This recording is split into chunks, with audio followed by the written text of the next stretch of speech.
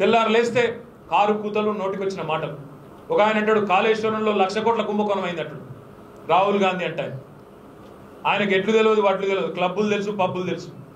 ఎట్లు వడ్లు తెలియనోడు ఇక్కడికి వచ్చేది డిక్లరేషన్ అని వీళ్ళది రాయంగానే ఆయన నిజంగా చెప్పాలంటే లీడర్ కాదు, ఆయన ఒక రీడర్. కేవలం ఏం రాసిస్తే కదా చదివే రీడర్ ఆయన. ఆయన వచ్చి ఇక్కడ వ్యవసాయం గురించి ఆయన చెప్పుడు, కేసీఆర్ గారిని విమర్శించుడు, ఇక్కడ ఉన్న ప్రజల్ని గందరగోళం చేసే ప్రయత్నం చేసుడు.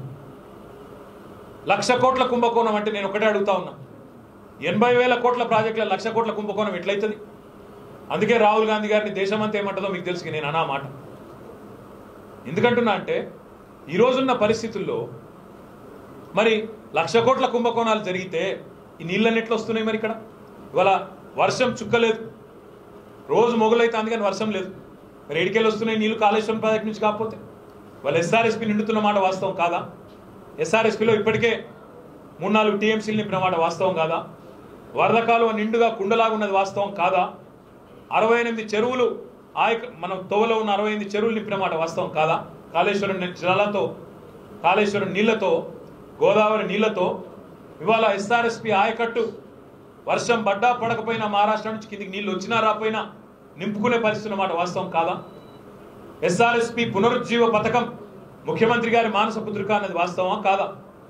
వాస్తవాలు ఇట్లా ఉంటే 3 ఎకరాల్లోనికి 3 గంటలు చాలు అంటున్న చిల్లర పార్టీ, చిల్లర నాయకులు ఎవరైతే ఉన్నారో ఆ నాయకులకి ఇక్కడ జగిత్యాలలో ప్రతినిధిగా వ్యవహారం చేస్తున్న జీవన్ రెడ్డి గారు కూడా కాంగ్రెస్ పార్టీ యొక్క 5 దశాబ్దాల దిక్కుమాలిన దుష్పరిపాలన ఏదైతున్నదో దేనివల్లనైతే ఇవాళ రాష్ట్ర రైతులు 5 దశాబ్దాలు ఇబ్బంది పడి ఇప్పుడిప్పుడే తేరుకుంటున్నారో వాళ్ళకు ఖచ్చితంగా కాంగ్రెస్ పార్టీ తరఫున క్షమాపణ చెప్పి తీరాలి.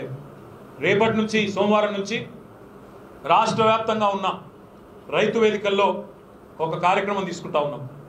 ప్రతి రైతు వేదికలో తీర్మానం చేస్తాం, 1000 మంది రైతులకు తగ్గకుండా మా ప్రతి గౌరవ శాసనసభ్యుడు, రైతును ప్రేమించే, వ్యవసాయాన్ని ప్రేమించే ప్రతి బిడ్డ తప్పకుండా రావాలి రైతు వేదికలకు వచ్చి తీర్మానం చేయాలి. కాంగ్రెస్ పార్టీ యొక్క కటిక చీకట్ల కాలం వద్దు. తెలంగాణ భారతదేశంలో ఎక్కడా లేని విధంగా 24 గంటల కరెంట్ ఇస్తున్న కేసీఆర్ పాలననే ముద్దు. 3 గంటల వ్యవహారం వద్దు. 3 పంటల మాట వినాలి, 3 పంటల ఆలోచననే నడవాలి, 3 పంటల నినాదం ఫలించాలి, 3 గంటల విధానం నశించాలి అనే ఒక మాటను తప్పకుండా రైతులకు తీసుకొని పోతాం. 10 రోజుల పాటు కాంగ్రెస్ పార్టీ యొక్క దుర్నీతిని, వాళ్ళ యొక్క దిక్కుమాలిన భావదారిద్ర్యం ఆలోచనను ఎండగడుతూ ప్రతి నియోజకవర్గంలో జగిత్యాలలో 15 రైతు వేదికలు ఉన్నాయి. ఎమ్మెల్యే గారు తప్పకుండా ప్రతి రైతు వేదికకు పోవాలి, అక్కడ మీటింగ్ పెట్టాలి. ప్రతి ఒక్కరం కూడా ఎక్కడి వాళ్ళం అక్కడ ప్రతి రైతు వేదికలో తీర్మానం చేస్తాం. మండల రైతు వేదిక రైతు బంధు సమితి ఉంటుంది, వారికి పంపుతాం. వారు జిల్లా రైతు బంధు సమితితో కోఆర్డినేషన్ చేసుకొని రాష్ట్ర రైతు బంధు సమితికి మొత్తం రాష్ట్ర వ్యాప్తంగా లక్షలాది మంది రైతులు చేసిన తీర్మానం కాంగ్రెస్ క్షమాపణ చెప్పాలి, 3 గంటల విధానాన్ని సవరించుకోవాలి, దిక్కుమాలిన పాలన గతంలో అందించినందుకు ఖచ్చితంగా రాబందులాగా పీక్క తిన్నందుకు క్షమాపణ చెప్పాలనే నినాదంతో రాబోయే 10 రోజుల పాటు తెలంగాణ ఉద్యమ స్ఫూర్తితో ఉద్యమిస్తాం. అయితే నిన్న మొన్న ఒక మిత్రుడు మాట్లాడుతున్నాడు, కాంగ్రెస్ వాడు, ఉచిత కరెంటు పేటెంటే కాంగ్రెస్ అంటాడు.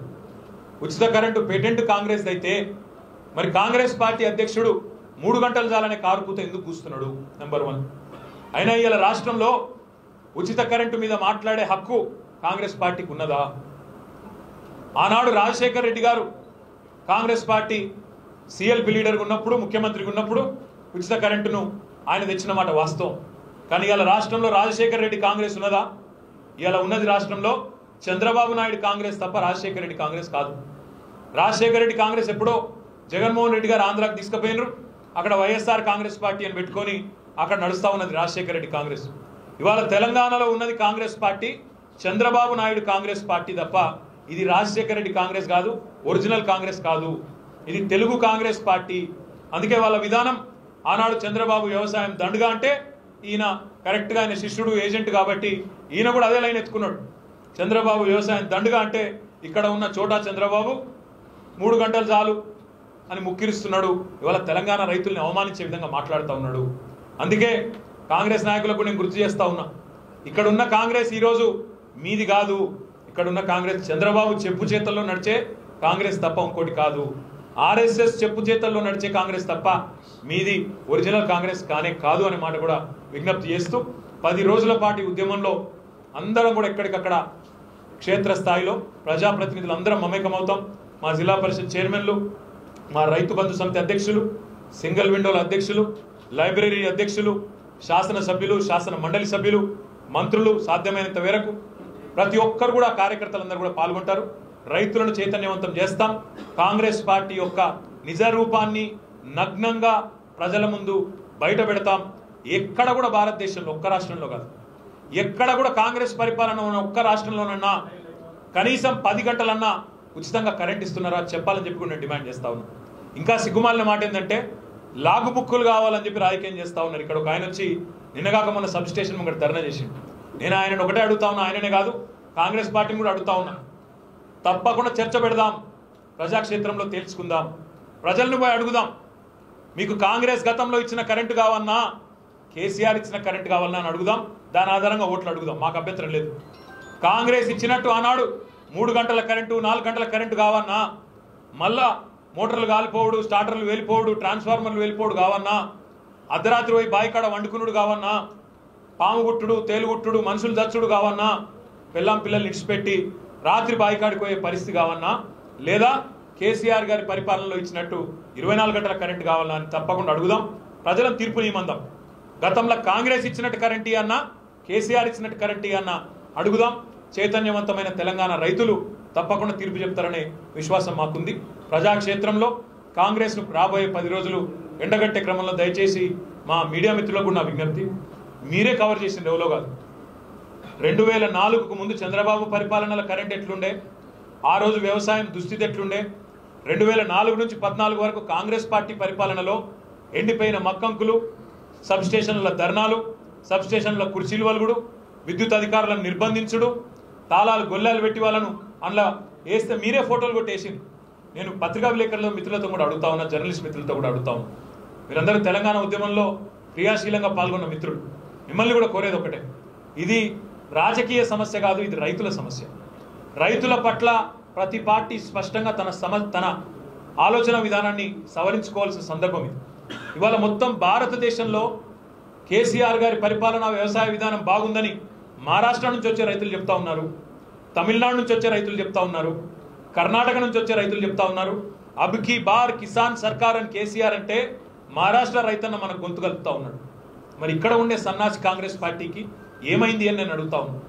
ఎందుకు వాళ్ళు కనీసం తమ ఆలోచన విధానాన్ని ఇంకా కూడా పాతకాలపు మూస పద్ధతుల్ని ఎందుకు మార్చుకోలేకపోతున్నారని నేను అడుగుతా ఉన్నాను. పక్క రాష్ట్రాలలో మన వ్యవసాయ విధానాలు ఉత్తమంగా ఉన్నాయి, కేసీఆర్ పరిపాలన బాగుంది, వ్యవసాయం కోసం కేసీఆర్ చేస్తున్న కార్యక్రమాలు, రైతు బంధు, రైతు బీమా, 24 గంటల కరెంటు, ఊరూరికి కొనుగోలు కేంద్రం, బ్రహ్మాండంగా ఇవన్నీ కూడా బాగున్నాయి, ఇవి మేము అమలు చేస్తాం, మా దగ్గర కావాలని వాళ్ళు నినదిస్తుంటే ఇక్కడ ఉన్న ప్రతిపక్షం, భావదారిద్రపు ప్రతిపక్షం ఎందుకు అర్థం చేసుకోలేకపోతుంది? తెలంగాణ రైతులు ఆలోచించాలి. తప్పకుండా కాంగ్రెస్ పార్టీకి తిరుగులేని విధంగా క్షమాపణ చెప్పేదాకా ఉద్యమిద్దాం, కలిసి కదం దొక్కుదాం, తెలంగాణ ఉద్యమం నాటి స్ఫూర్తిని మళ్ళీ ప్రదర్శిద్దామని చెప్పి తెలంగాణ రైతన్నలందరికీ పేరు పేరున విజ్ఞప్తి చేస్తూ పార్టీ కార్యకర్తలకు, నాయకులకు కూడా తప్పకుండా రైతాంగాన్ని రాబోయే 10 రోజుల పాటు ఎక్కడికక్కడ ప్రతి రైతు వేదికలో 2603 రైతు వేదికలు ఉన్నాయి. ప్రతి రైతు వేదికలో మనందరం కూడా కలిసి కదం దొక్కాలని చెప్పి విజ్ఞప్తి చేస్తూ మీ అందరికి కూడా హృదయపూర్వకంగా ధన్యవాదాలు.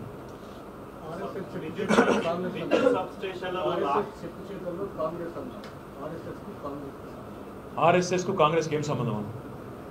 ఈ కాంగ్రెస్ పార్టీ అధ్యక్షుడి యొక్క నేపథ్యం తెలిసిన వాళ్ళైతే మీరు ఆ ప్రశ్న అడగరు.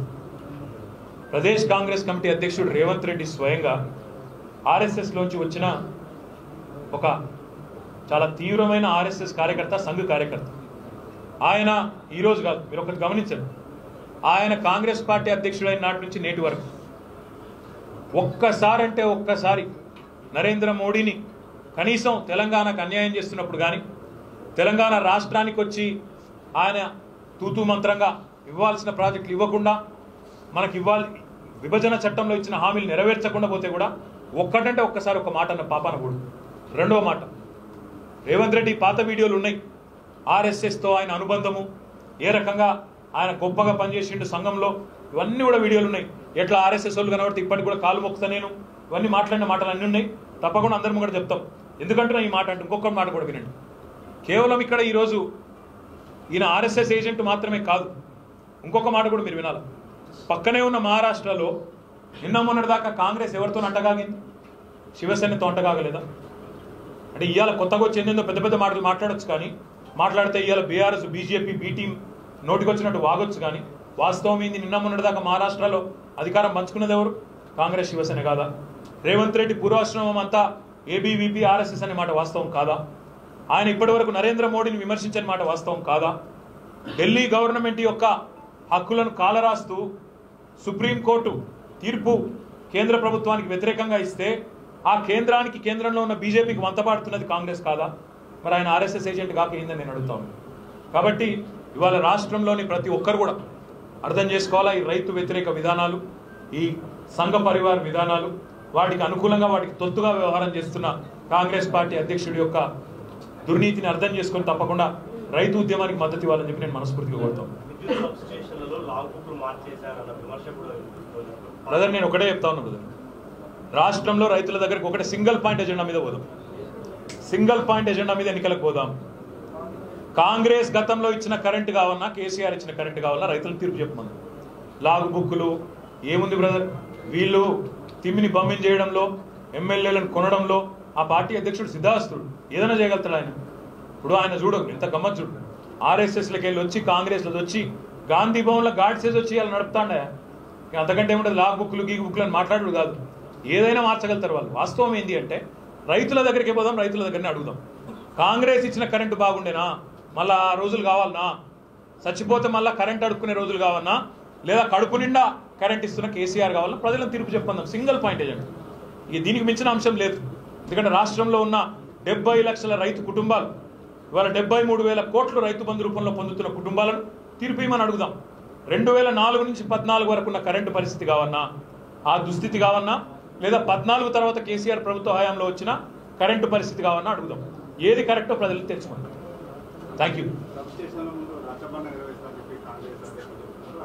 నేనేమంటున్నా అంటే బ్రదర్, మళ్ళీ చెప్తున్నా, సబ్ స్టేషన్ దగ్గరకు పోతే వాళ్ళని రైతులు తని తరివేసి మాకు మమ్మల్ని అనొద్దు. ఎందుకంటే ఇదే సబ్ స్టేషన్లు ఇప్పుడే నేను చెప్తే కదా, ఇదే దిక్కుమాలిన కాంగ్రెస్ టైంలో సబ్ స్టేషన్లలో రైతులు వచ్చి కుర్చీలు వెళ్ళగొట్టిన రోజులు మర్చిపోకండి. సబ్ స్టేషన్లలో అర్రలలో రూమ్లలో విద్యుత్ అధికారులను నిర్బంధించిన రోజులు మర్చిపోకండి. రాసింది మీరే, మీ దగ్గరనే ఉంటాయని తీయండి. 2004 నుంచి 14 వరకు బాయి కాడ పోయి ఆడ జంప్కాన్ వేసుకొని చెద్దరేసుకొని పండుకున్న రోజులు మర్చిపోకండి. ఊళ్ళల్లో ఎవరైనా చచ్చిపోతే మనమే ఫోన్ చేసి బతిమలాడుకుందాం కదా బ్రదర్. ఎవడో ఎందుకు ఆ ఏఈ గారికి, ఎలక్ట్రిసిటీ ఏఈ గారికి, డిఈ గారికి ఫోన్ చేసి 20 నిమిషాలు కరెంట్ ఇవ్వయి దానాలు చేసి పోకపోతే ఇంట్లో తిడతారు, బాయికాడికి పోవాలి, స్నానం చేయాలని బతికినట్టుకున్న రోజులు మర్చిపోదామా? కాబట్టి సబ్ స్టేషన్ల దగ్గరకు పోయి రచ్చబండలు పెడితే ప్రజలు రైతులు ఏం సమాధానం చెప్పాలో వాళ్ళే చెప్తారు. Thank you. కార్యక్రమంలో భాగంగా కాంగ్రెస్ పార్టీ 50 ఏళ్ళు ఏ పని చేయకుండా ఇడిచిపెట్టిపోతే ఇవాళ జగిత్యాలను జిల్లా కేంద్రం చేసి ఇక్కడ మెడికల్ కాలేజ్ పెట్టడమే కాకుండా ఇక్కడ ఉన్న ప్రతి పాఠశాలను, రాష్ట్రంలో ఉండే 26,000 పాఠశాలను కూడా బాగు చేస్తున్నది మన కేసీఆర్ గారి ప్రభుత్వమే. ఖచ్చితంగా రేపటి రోజున అన్ని బాగు చేసి మళ్ళీ ప్రతిపక్ష నాయకులను కూడా తీసుకుపోయి అక్కడే కంటి వెలుగు శిబిరం కూడా పెట్టి వాళ్ళకి అద్దాలు కూడా ఇచ్చి జీవన్ రెడ్డి గారికి, రేవంత్ రెడ్డి గారికి ఆ పని కూడా చేసి ఎంత బాగా జరిగిందో, ఆ పాఠశాలలు ఎంత బాగా మరి చూపెట్టే బాధ్యత కూడా మాకు.